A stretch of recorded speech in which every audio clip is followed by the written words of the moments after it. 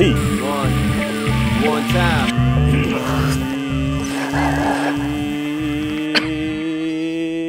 It's 4:20 somewhere, and right now that somewhere is right here. So hello and welcome to the Cannabist Show. My name's producer Vince, and here's your host, Ricardo Baca. Vincent, thank you very much for that.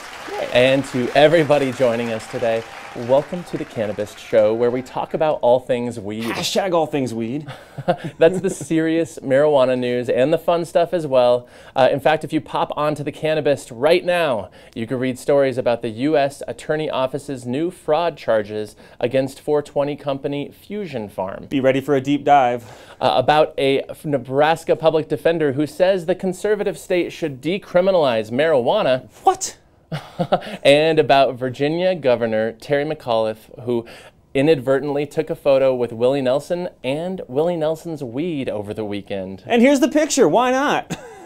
Because it's so amazing. It's right there on the table. I don't think you knew that was there, but producer Vince, how you doing, man? Ricardo, I'm wonderful. Thanks for asking. My Cannabist Show hoodie is finally getting a lot of love as our temperatures are finally starting to drop here in the Mile High City, and I'm getting ready for ski season, man, without, you know, the Neograbs or Niagrabs or whatever that wonderful sale that I used to go to on Broadway. It's called Sneagrab. Sneagrab. I'm sorry. How are you, Ricardo, and your Sneagrabs? I'm super, thanks for asking. You know, everything's good. You know, I am enjoying the cool fall weather. My final peach fell off the tree this week. The last peach. That was a sad moment. My God, I've been eating fresh peaches right off the tree, sending my friends and family home with bags of them. I never got a peach. Well, that's your own loss.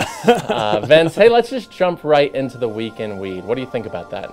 I feel deflated without getting a peach, but for you, because I love you, I'm willing to jump into this week in weed, brother. Let's do it. Okay, here we go. We are starting this week in weed in New Jersey. Why? Where the state's cannabis-hating governor, Chris Christie, signed a historic measure last week that will relax the state's medical marijuana laws significantly. And in case you need this reminder, this is the same Chris Christie who has had some very strong words against marijuana legalization over the years, including this one about a potential recreational future in the dirty Jersey. Quote, "You know it may come down the road when I'm gone. It's not going to come while I'm here. I don't care about the tax money that may come from it, and I don't care, quite frankly, that people think it's inevitable. It's not inevitable here. I'm not going to permit it. Never. Not as long as I'm governor. You want to elect somebody who's willing to legalize marijuana and expose our children to that gateway drug and the effects it has on their brain? You'll have to live with yourself if you do that. But it's not going to be this governor who does it."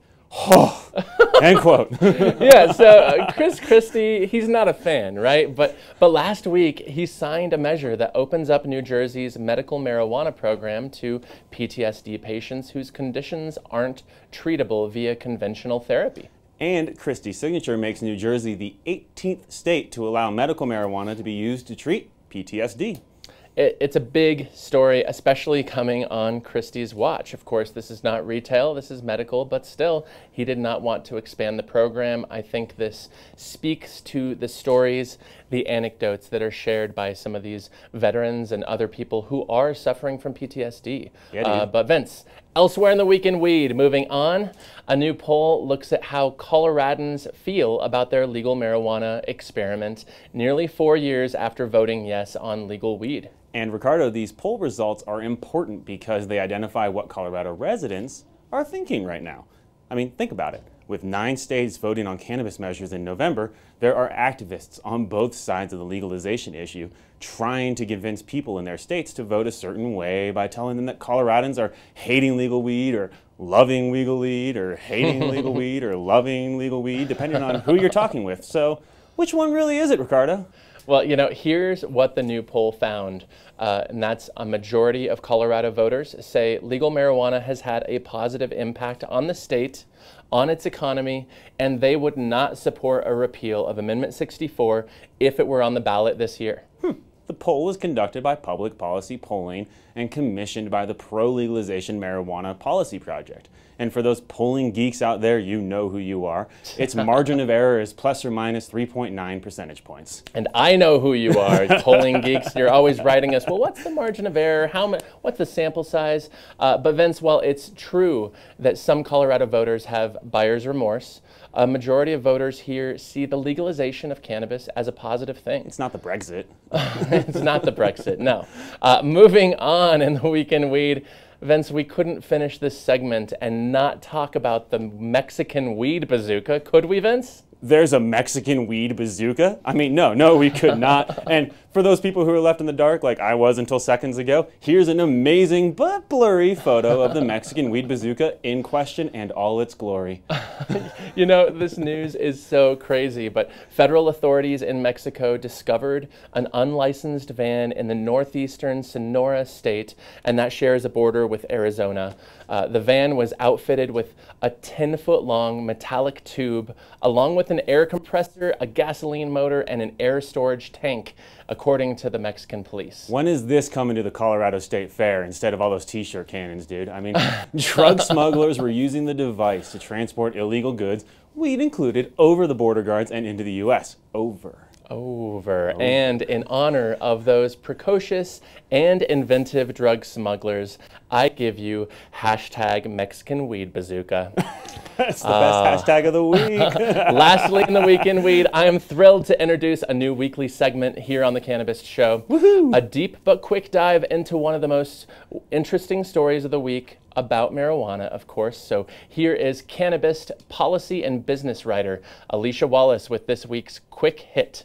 From suburban lawn and garden to cannabis hydroponics, Scott's Miracle Grow has been on a $500 million buying spree in the hydroponics sector. I talked with Chris Hagedorn, who heads this venture for Scott's, about the investments that give the lawn and garden giant a stronghold in the legal cannabis industry. Hagedorn described how a small bet in a Boulder, Colorado company turned into a division that is spending $500 million buying hydroponics sector leaders in lighting, systems, and nutrients. The big bet on weed hasn't gone unnoticed with industry observers and insiders. As some growers expressed concerns with Scott's ties to Monsanto, analysts told me that Scott's actions will set the stage for other large corporations to move from the sidelines into this burgeoning industry. I'm Alicia Wallace with this week's Quick Hit. Thanks, Alicia. And now it's time to bring out our first guest. He's a Colorado attorney specializing in commercial litigation, land use, and marijuana tax law. It's my pleasure to welcome James Thorburn to the Cannabist Show. Hey, James. How's it going? How you doing? Pleasure meeting you. Pleasure meeting you. Thanks for joining us on the couch, man. I'm so glad to to be here. Your law firm is down Greenwood Village. Yes, it just is. South of here, yeah? Right. Okay, cool. All right, James. Indica or Sativa? We ask everybody that question first up, so where are you at on the spectrum? IPA. Oh, the classic IPA. Okay, Yes. Well, what kind of IPA do you prefer? Anything that anybody will serve me. Good man. All right.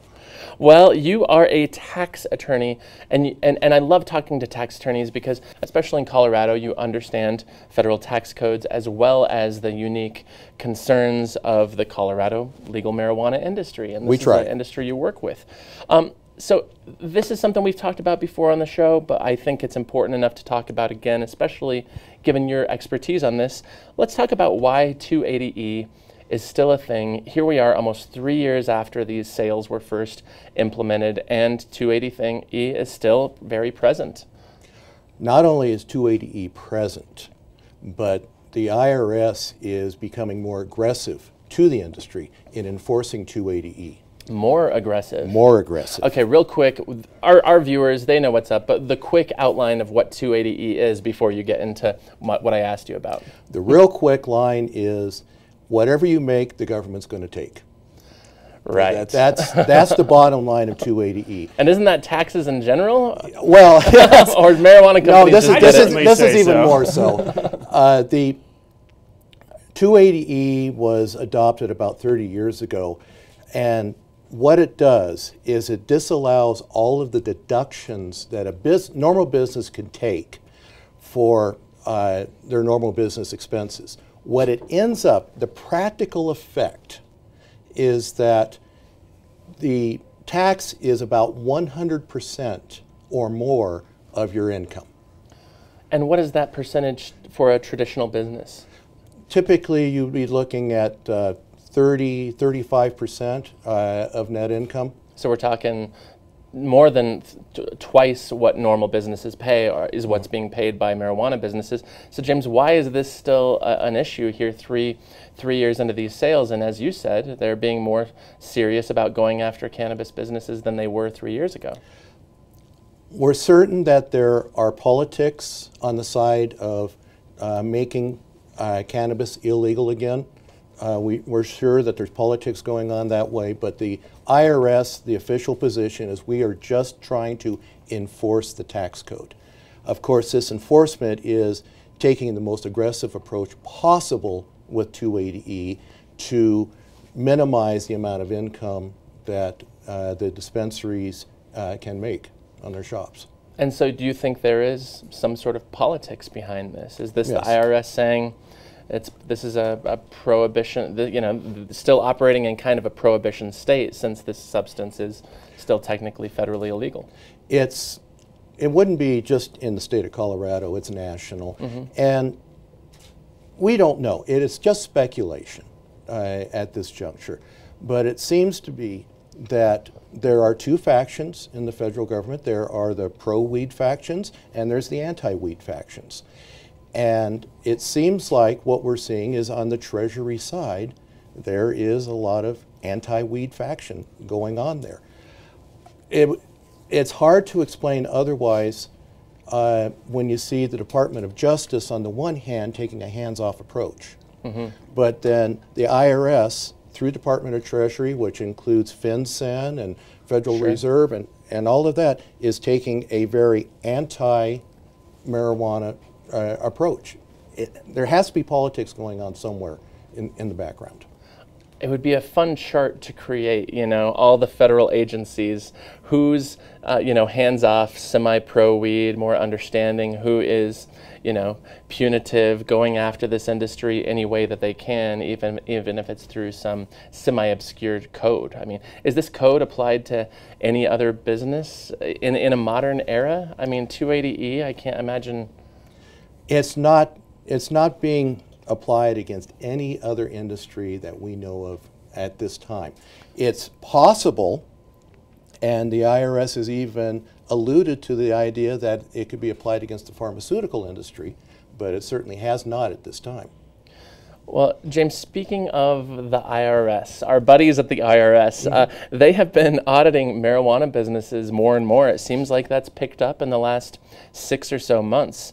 What I'm looking to you for is, why is this happening, and also how big of a deal is this that these cannabis companies are getting audited with more frequency recently? You're right, the IRS is being more aggressive. Any business that is handling product is probably going to be subject to an audit. It's not a question of if at this time, it's a question of when. Oh, really? Yeah. And handling product, basically plant-touching businesses, right? Correct. They grow, they sell, not the ancillary companies that are maybe making packaging. Although we have heard anecdotal stories of other companies being audited under 280E that actually do not handle product, everything that we have seen is companies who are actually handling product. Okay, so why are these audits happening though? Is it a 280E thing? Is it something else? Again, I think it goes back to the politics there. We don't, based on our contacts in Washington, we don't think that Congress really understands what is going on the IRS level right now. What we are doing within our office and through others is trying to help educate Congress of what's going on and hopefully try to change the law. We're trying to educate. We're not even sure that the higher-ups in the Department of Treasury really understand what's going on the IRS level. Oh, sure, okay. So we are trying to do education to these political bodies and hopefully arrive at some type of resolution sometime soon. It's definitely not going to be in the near future, but maybe the not too distant future.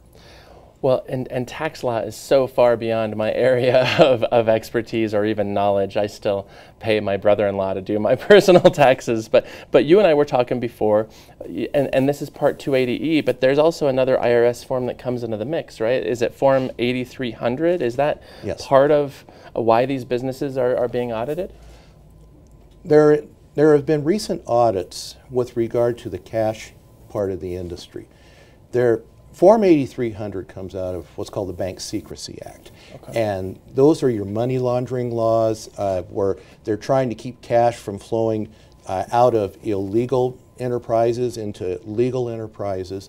And Form 8300 is something that you must file with the IRS if you have a $10,000 or more cash transaction. Oh, sure. Yeah. So where it's fallen into the industry is not so much, even though it's a cash industry, it isn't the person coming in and buying an eighth or like that. It is the wholesale transactions among the businesses, because there might be 5, 10, 20 pounds that is transacting between two businesses, and because of the problem with banking, the transaction is in cash.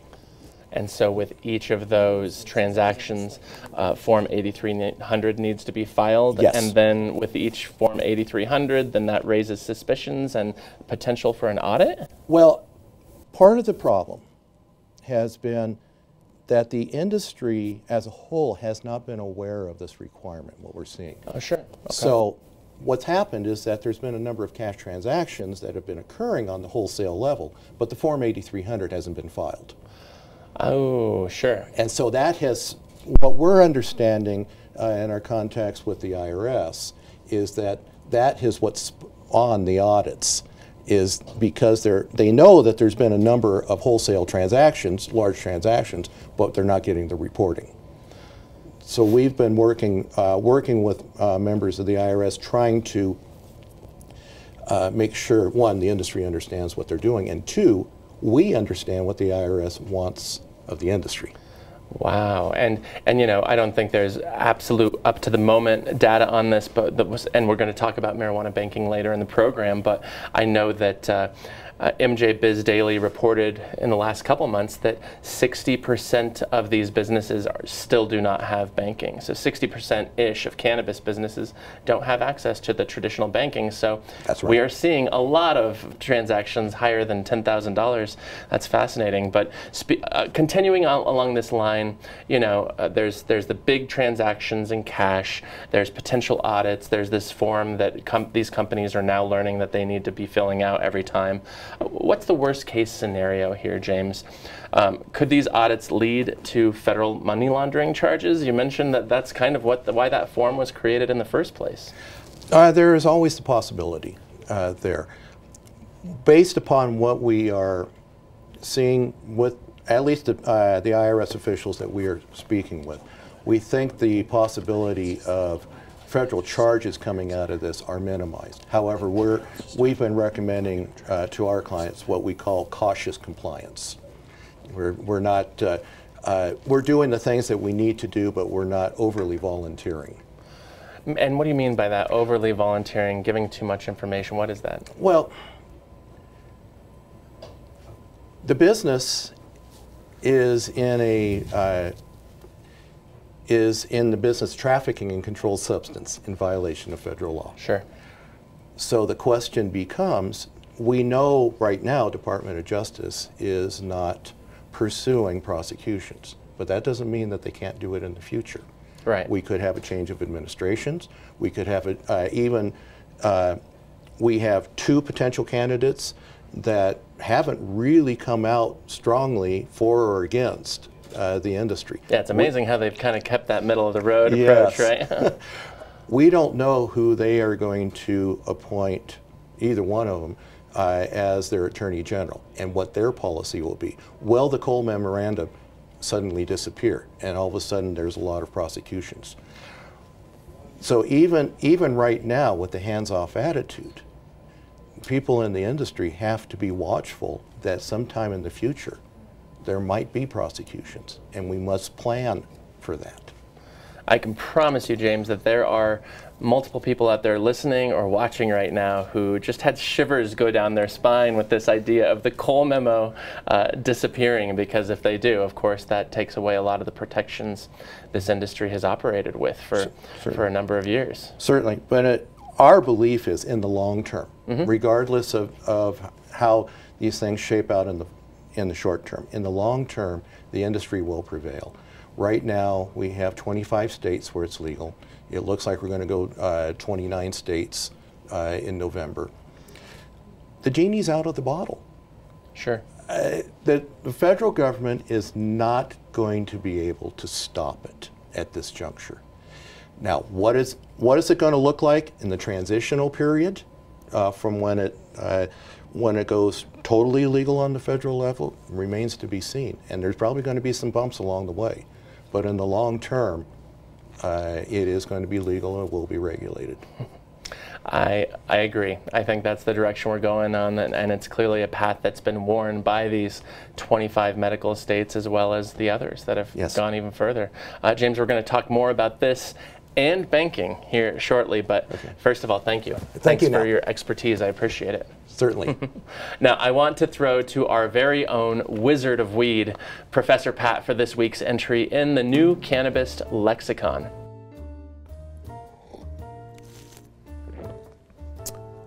Shotgunning. The act of turning a blunt or joint around and placing the lit end in your mouth, then blowing out to create a stream of smoke from the other end that can be inhaled by a second party or French inhaled through the blower's nose. To hear that in a sentence, I rolled it fat so we could take shotguns. Who's going to hook one up for me? Thank you, Professor Pat. It's always enlightening. Our next guest is also making his first appearance on the show. He's a former Marine with experience in the U.S. Department of the Treasury, and he thinks he has a solution to the cannabis industry's many banking problems. So please help me in welcoming Tokken CEO Lamine Zarrad to the Cannabist Show. Lamine! Thank you, Carter. Hey, man. Such a pleasure meeting you. You as well. Thank you. Thanks for having me. Absolutely, yeah. We are talking about some serious subjects here today. I am psyched. But first, a not-so-serious subject. So, Lamine, Indica, Sativa, hybrid, where are you at? Sativa, hands down. Yeah, okay. Absolutely. For many reasons. One of them being in my mind is sort of, it requires that jolt. I have 2 children, so the only time I can smoke is after they go to bed. Sure. And I don't think my wife would appreciate if I smoked Indica and got any kind of body lock. Right? So Sativa all the way. Kids, make your own dinner tonight. Yeah, no, I think that's probably after they go to bed. Let's be clear. There you go. Well, your company is Tokken, and you grant online banking privileges to the cannabis industry. You know, there's a lot of agencies out there, new companies, startups, trying to figure out a solution around some of these problems that James and I were talking about. But why don't you tell me how yours works? How does Tokken work? Sure. Tokken is unique. You're right. There are quite a few companies out there trying to solve the same problem. Solutions vary, anything from flying actual cash to the Bahamas to to setting up holding companies that essentially provide banking. Most of them are at best unethical. Quite a few are quite frankly illegal. What Tokken does is something unique. So Tokken sort of capitalize on this decentralization trend, if you will, and I'll talk about it a little later and explain what that means in banking. We look at some of the cutting-edge technologies that allow us to essentially streamline compliance practices and therefore really tackle regulation head-on instead of going around it like a lot of companies do. We don't shy away from regulatory requirements. My background is a banking regulator with the OCC. We have individuals on our team. Almost all of us are affiliated with public service, DOD, military. We have CIA representatives, NSA, and so forth. It's a really unique team, and none of us are strangers to risk management or regulation. And this is your team at Tokken, not Tokken, the correct. OCC. No, correct. Tokken. Wow, okay. Absolutely. So what Tokken does, conceptually, it allows consumers to essentially download an application, tie a payment source to the application, be it a credit card or a bank account, walk into a participating dispensary, or business for that matter, and make a purchase. A dispensary has essentially a plug-in into their POS that recognizes that consumer. We also use what's called geofencing. We essentially set up a 30-foot radius within the dispensary, and within that radius the application is active, so we comply with the requirement to essentially to facilitate a purchase within the confines of the authorized location. Sure. At that point, a consumer presses pay, they walk away, the money leaves their account, it's a debit transaction to them. The magic happens in that moment. The money leaves consumer's account, bank account, goes into a token partner account. We use partner banks. So the actual fiat currency stays inside of the banking system. However, at that moment, we issue a token to a dispensary that represents that transaction. For how much ever the transaction was for? However much. Obviously, there are limits. Those transactions are typically no more than $300 a piece. Okay. Dispensary now has two options. It can use token in a similar way you would use, say, PayPal. You can do a token-to-token transaction. So if you are a retailer and you want to purchase something from a grower or a MIP, you can certainly do that if a MIP is on a token system. Or you can do a traditional, what's called EFT transaction, electronic funds transfer, through a bank. So you can do an ACH, like a bill pay, or a wire to another institution. So some dispensaries, you mentioned earlier, there are a few banks that are currently offering services. Sure. Unfortunately, there are very few in the space. However, some dispensaries are fortunate enough to have bank accounts. So they use token and they can transfer funds from the token account into the existing bank account. So we're all about optionalities. And so I think, you know, our viewers, our listeners definitely know like Venmo. Sure. This sounds like a Venmo. Each partner, the payer and the payee, have to have this app downloaded to their phone or to their computer, and that way they can make those payments. Is it somewhat similar to that? Oh, on the surface. On the surface, absolutely. Purely from a user interface. Absolutely. So we looked at the space, the market, if you will, and recognized that users want safe, secure transactions that are frictionless.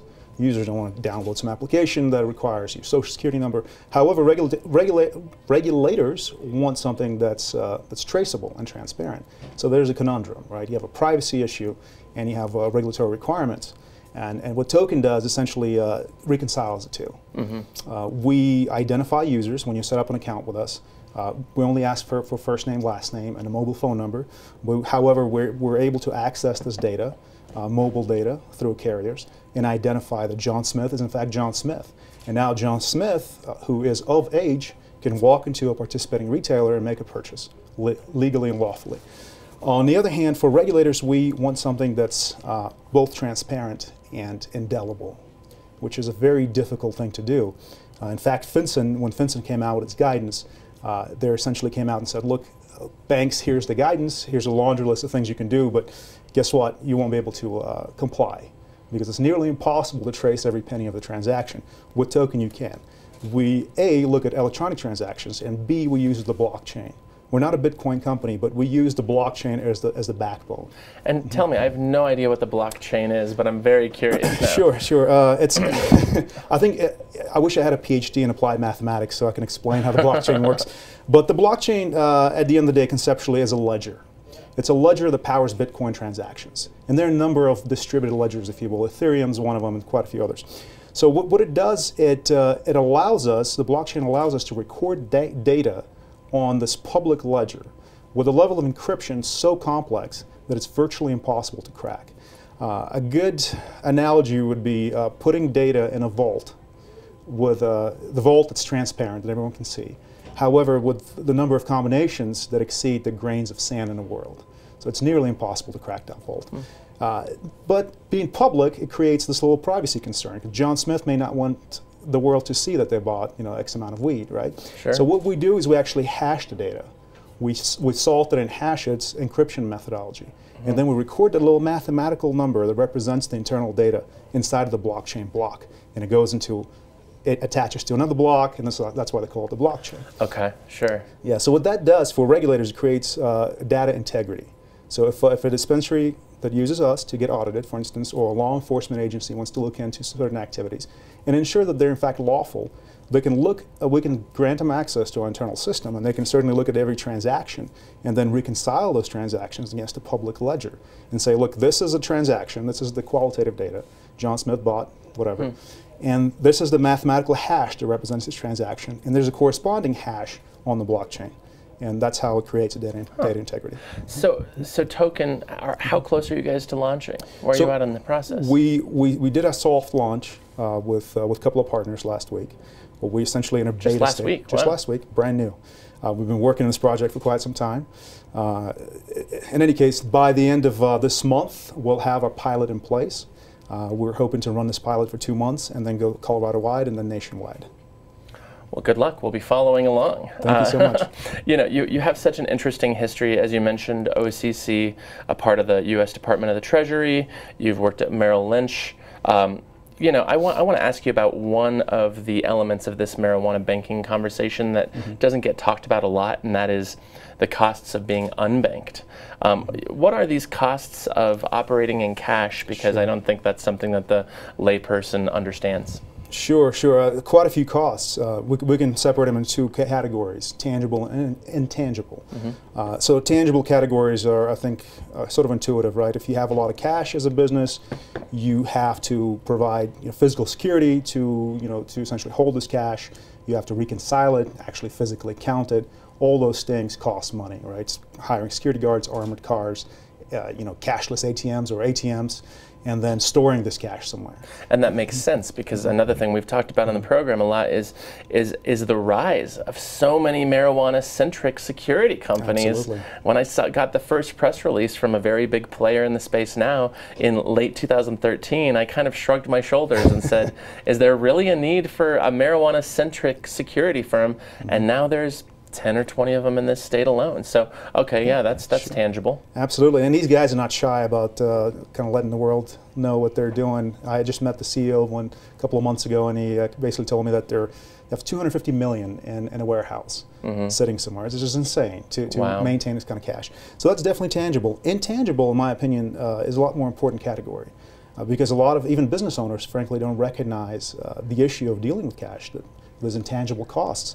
Even if it costs you 10%, 20% to operate in cash due to shrinkage or security, you don't necessarily recognize the fact that, for instance, your transactions are much smaller because they're conducted in cash.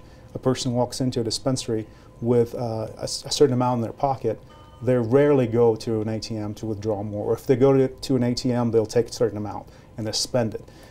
Versus an electronic transaction that allows that freedom for a consumer to purchase as much as they want and tip, quite frankly, a lot more liberally.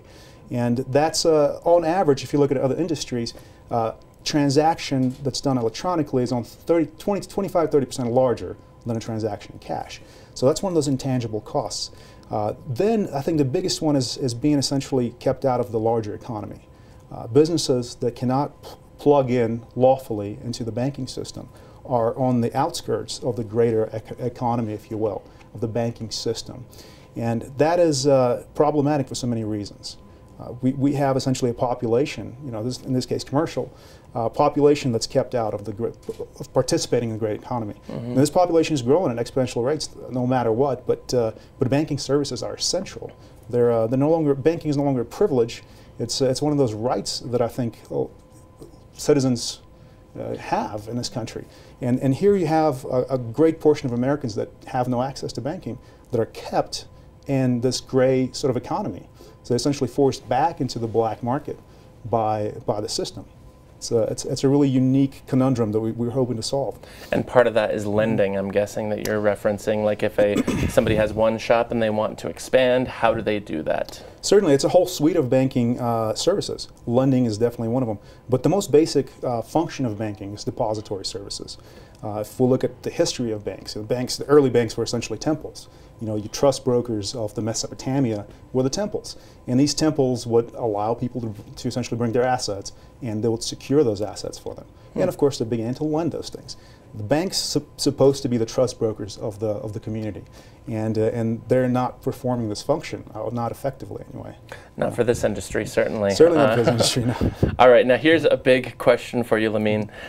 When we were talking earlier this week, you told me, and these are big words, but you envision that the cannabis industry is going to be a catalyst for the evolution of banking. So please elaborate. I'm curious to see where this is going.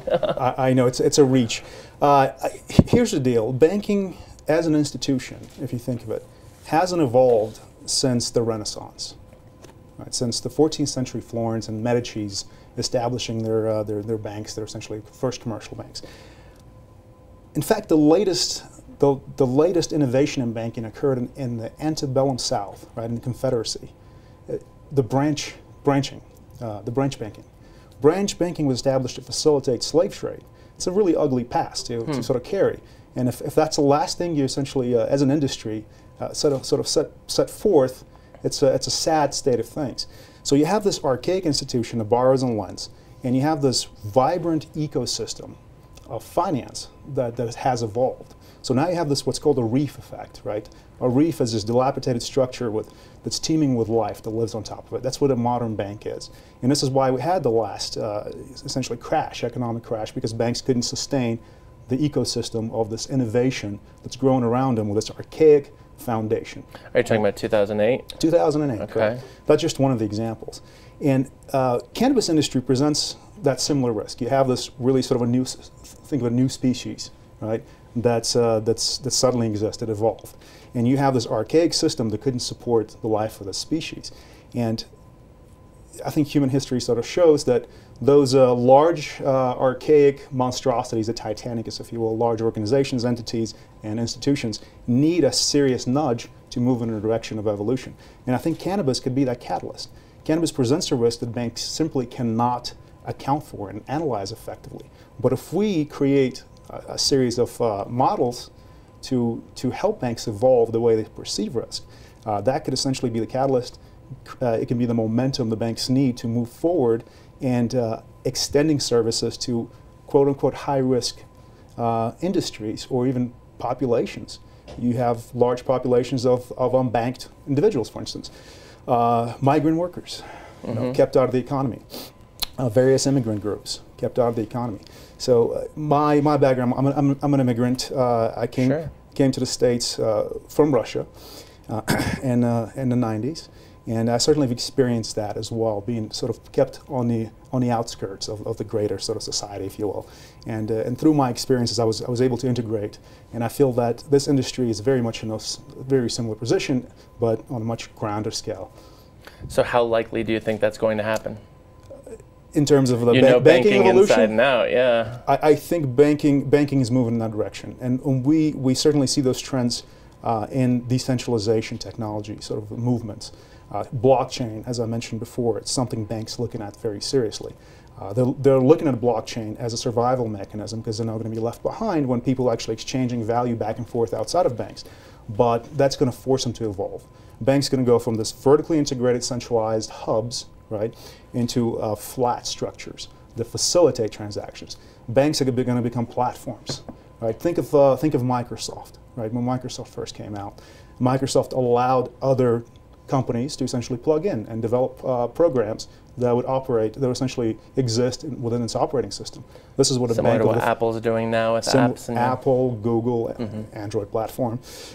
Same thing. Banks are going to be the platforms. They're going to facilitate these industries as micro ecosystems. They're going to exist and plug in. Huh. Yeah. Well, I will admit, most of this is way above my head. I clearly need to learn more about banking, but it's all interesting. I want to bring James back into the conversation because, you know, we're talking about some big, serious, and important issues here today, whether it's taxes or banking, primarily how this industry operates in conflict with federal law every day, right? So I want each of your perspective on the future of these issues, especially as they relate to the federal government agencies that are regulating them. So James, 280E, Form 8300, do you think these things and their conflict with the cannabis industry are even on the IRS's radar? Is this something they think about or they're aware of? Definitely it's on their radar. Yeah. And we're seeing not only Colorado, but California, Arizona, New Mexico. These are all, 280E is all hot button items with the IRS in those states as it's expanding into other states. The IRS, as far as audits are concerned, are usually 2-3 years back in back of what's going on with the industry, just because they don't start the audits until a couple years after you file the tax return. Which would explain why the audits are picking up now that we're almost 3 years into these recreational sales, right? Exactly. Okay. So what you're seeing with the pickup of the audits is the IRS getting very interested in the industry. So the idea that the IRS is suddenly going to lose interest, I don't think is going to happen anytime soon, at least. 280E, as far as whether it's going to be continued to be applied to the industry, there's going to be one of two solutions. It's either going to be a judicial solution, there's going to be a judge that stands up and says enough is enough, or there's going to be a political solution where Congress says enough is enough. One of those two things is going to happen. When it's going to happen, I don't know. And do you have any idea which one you think is more likely to happen? We have a number of cases in our office that are going through the courts right now. We are cautiously optimistic that it'll be a judicial. Yeah, that we will. Yeah, we'll have some type of positive judicial outcome in there. Can't say for certain, but we are cautiously optimistic. Form 8300. That's just going to go wherever the rest of the industry goes there. That's more of a cash compliance question. Whether there's going to be the larger prosecutions goes into the political stuff that we already discussed. Sure. So the IRS is all too aware of these things, and I get the impression from your answer that you don't think the IRS agrees with the cannabis industry when they, John Lord, the owner of Livewell, 17, 18 shops throughout the entire state, one of the largest legal businesses probably in the world, sat on this couch 3-4 months ago and extolled how unfair 280E is to marijuana businesses. The IRS, do you think they agree with that? I know you mentioned that there's some political motivation behind this too, or there potentially is. There are definitely people within the IRS, I believe, that do not want to see the industry flourish and are using the laws for that purpose. I do think there's others within the IRS, though, that want to see the industry flourish, but they are just doing their job. Sure, I understand that. Okay. And Lamine, on your front, let's switch to banking. Sure. Do you think the Federal Reserve, you think officials there are all that aware of the hoops the cannabis industry is jumping through daily if a majority of them still don't have access to traditional banking services? Is this something they're aware of? Is this something they care about? Sure. I certainly can't speak for the Federal Reserve. I can tell you the Treasury, my former employer, had a really spotty awareness. It's an interesting conundrum, and I don't doubt the Federal Reserve operates in a really similar fashion. In fact, most bank regulators do. You have sort of segmentation of duties, if you will. So he evoked an interesting term earlier, BSA, the Bank Secrecy Act. So anything within the sphere of Bank Secrecy Act is handled by very specific people with the expertise that understand the Bank Secrecy Act requirements. And interestingly, the federal government, came out and said, this is the act, this is the law to guide this industry. And the law provides two very interesting lenses. One is money laundering, and the other is terrorist financing. And these are the two biggest risks that the industry presents to the federal government. So that said, individuals outside of BSA function, if you will, a little spotty. Perhaps division heads may be aware that they probably get briefed on a weekly basis on what's going on with the banks engaged in a space. But besides that, the experts know, the non-experts probably don't. And so in general, is it fair to say that this isn't a priority for federal banking regulators? Unfortunately, that's very true. Yeah, that is not a priority for bank regulators, and predominantly because there are very few institutions that operate in the space. And regulators by nature are very reactive versus being proactive. That's the way that, not just culturally, but the system, the way it's set up. So regulators look at risk at hand, and they say, we have 3 institutions currently engaged in the industry. So that's pretty contained, small number. We can manage this effectively. And that's how they essentially do it. They manage those institutions and the risk that these particular banks present, or credit unions for that matter.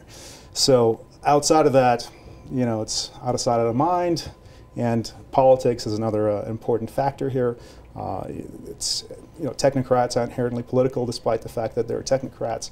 So they're, you know, they want to say and do right things to essentially progress, career-wise. Yeah. Well, James mentioned if there's change going to happen on the IRS side of things, that maybe it's going to have to happen judicially or congressionally. What about on this front? You know, we've seen lawsuits, certainly against the Federal Reserve and against the National Credit Union Association, the NCUA. How do you think change is going to happen here, if it's going to happen? I wish I had a crystal ball. I'm not sure, but I can tell you one thing. Even if cannabis is completely descheduled as a substance, marijuana will still have a banking problem, right? Banks are not going to jump in bed with cannabis. There'll be more banks. I think the last statistic I heard, 350 banks nationwide currently offering services in a very limited capacity. But you know, we may have 500, 600 banks. And to give you an example, for instance, alcohol industry. How many years since Prohibition? 70 years or something? Yeah, 70, 80. 70, 80 years. When we used to go into banks and look at their high-risk accounts, we would always look for liquor store accounts, which were treated with much more intense due diligence, essentially monitoring. So it costs a lot of banks money to monitor liquor store accounts. Most people don't know that. Wow, yeah. And what years are we talking? When were you at the OCC? When was this happening? This is just last year. Yeah, just last year. So, so in 2015, liquor stores were seen as high risk? As high risk, highly stigmatized by both regulators and banks. That's why a lot of banks, frankly, opt out of opening accounts to liquor stores. And a lot of liquor stores are not cash intensive. They are operating predominantly with credit cards, essentially. So if they will give you a glimpse into what's going to happen with cannabis going forward. There'll still be a need for enhanced due diligence, for sort of an intense oversight of these relationships by banks. So despite of what happens, unfortunately, banking is going to continue being a hurdle for the space. James, any thoughts to add on that? I think he's covered it pretty well, quite frankly. Interesting. Wow. Yeah, this has been a great conversation. Let's jump into this pot quiz. For some more great conversation, and we'll see how up to date you guys are on your marijuana current events. James, we're going to start with you. Okay. And how this works is if you get the wrong answer, you can steal the point and vice versa. So, James, are you ready? I'm ready. Okay. What Colorado city this week gave initial approval to ordinances that would clamp down on marijuana home grows, becoming the latest municipality to limit pot plants to 12? I don't know. All right. For the steal, Lamine, what Colorado city? I don't know, but I'm going to guess Boulder. Boulder. Good guess. No, Parker. Parker. We were just at the city council meeting last night. And my colleague John Aguilar has a story. It's live on the Cannabist. Very interesting, especially after Douglas County, I believe last month, came out with pot plant limits, just to kind of, you know, they're trying to cut down on illegal cultivations, people operating in the gray black market in the shadow of the legal market. So now Parker is contemplating getting on board that train. So, Lamine, your question. Another Colorado City question. We'll see how you guys do on this one. What Colorado city issued cease and desist letters to 9 consumption-friendly cannabis clubs in the last week? I should know that. I read about it. I'm going to guess Pueblo. Huh, good guess. But no. James, for I'm the going to steal. guess Inglewood. Inglewood, they do have cannabis lounges there, but no. Okay. This city, oddly, is the leader in terms of consumption-friendly lounges, but I don't know what this does to it. Colorado Springs. one of the least likely that you'd anticipate. No recreational sales, but they did have a bunch of cannabis lounges, and now they have fewer. So they're trying to regulate those. I think City Council said no, and they have 8 years to close down. So, James, ready for the next question? Oh, okay. I'm not so certain now. All right. Name the mainstream company known for using hemp in its products that just announced it will donate more than $650,000 to marijuana legalization efforts in California and elsewhere. I was going to say Willie Nelson, but I don't think that's right. He's like made of hemp these days, right? You know, I don't know. It's life support. All right. Not a guess? No. Okay. So, Lamine, for the steal, mainstream company, more than 650 grand to pro-legalization efforts. And this is a company that uses hemp in its products. They use hemp in its products. I don't know. Let's see. What sort of company? What industry? Oh, I can't give you that. Okay, James didn't have the... That's true. Let's say Johnson & Johnson. Good guess. And the right industry. Oh, no. That's even worse. Dr. Bronner's. Oh, Dr. Really? Bronner's. Yeah, are you familiar with Dr. Bronner's? Yes. Oh, man.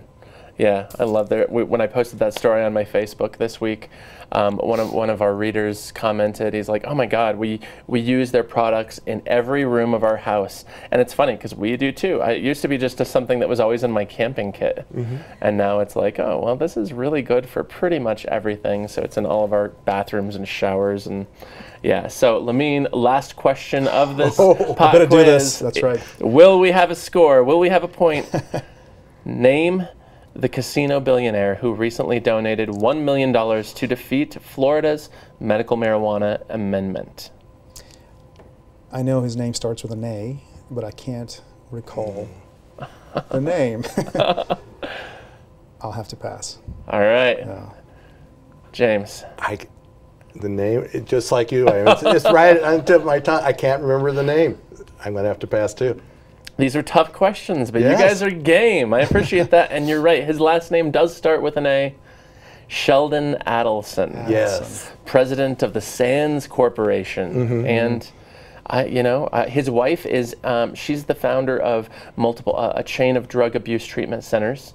But yeah, his opposition to this is fierce. And if you guys think back a couple years to the midterm elections in 2014, again, Florida going for medical marijuana, wanted it in the Constitution, so they needed at least 60% of the vote, right? And they ended up just barely above 57%. That election, Sheldon Adelson donated more than $5 million to the anti-campaign. So something tells me this million might not be the last that we hear from him, but Probably not. well done, gentlemen. Total blast meeting you both. Likewise. Thank you for joining us. I want to thank my guests James Thorburn and Lamine Zarrad, but most importantly, thank you to you all for watching, listening, and reading The Cannabist. It means the world to me. Thank you so much. So I'm Ricardo Baca, joined by producers Vince and everybody else. Have a great day, everyone. We will see you next week. All right. I'm calling any posse you'll be raising at the end. I say it again. Ain't afraid to get in. I be going for the jackpot with ace in my hand. I'm raw.